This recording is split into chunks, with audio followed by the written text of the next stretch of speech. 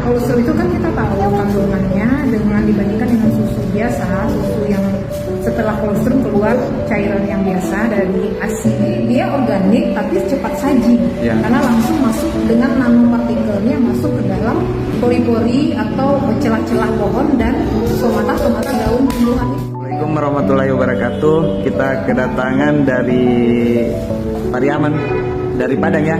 Kerja di Pariaman. Kerja di Pariaman. Atas nama Ibu siapa Bu? Profesi Bu? Profesi patologi klinik, laboratorium, dokter laboratorium. Ya, dokter laboratorium. Nah, ini saya mau bertanya Bu mengenai Kolpro.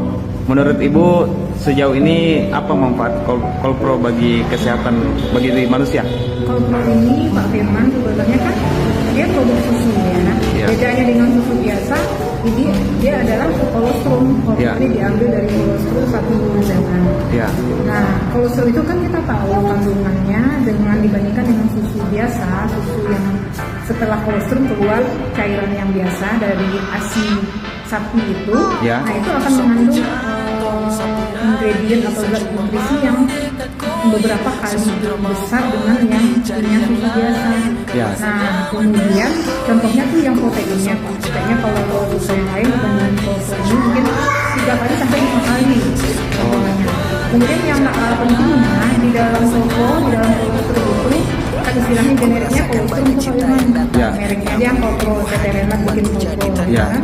Di dalam kolostrum itu ada epithelial growth factor, insulin growth factor, faktor secara umum, kemudian immunoglobulin, gamma globulin. Nah itu kerjanya di tingkat sel.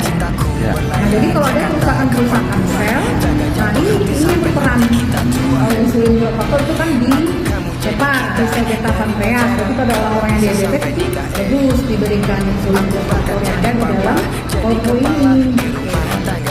Nah kalau untuk orang yang sehat boleh memakai kolostrum ini. Nah misalnya targetnya untuk menambah massa otot, boleh-boleh aja. Tetapi mungkin memakainya jauh lebih banyak. Kalau orang-orang yang tidak untuk menambah massa otot mungkin cukup dosis 2 kali sehari. Tapi kalau untuk menambah massa otot perlu banyak dan lebih frekuensinya lebih jadi sering. Kalau untuk ibu hamil bisa Bu ya?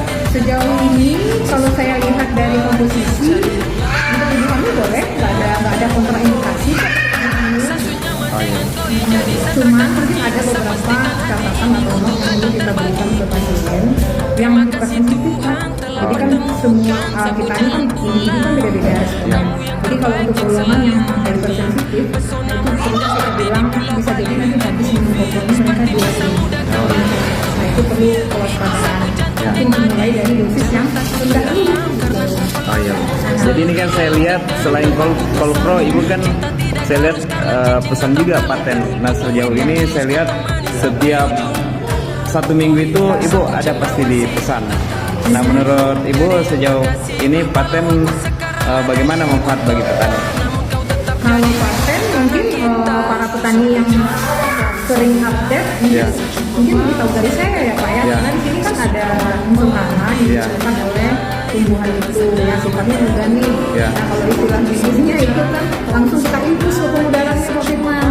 Jadi dia organik tapi cepat saji karena langsung masuk dengan nanopartikelnya masuk ke dalam pori-pori atau celah-celah pohon dan somata-somata daun tumbuhan itu.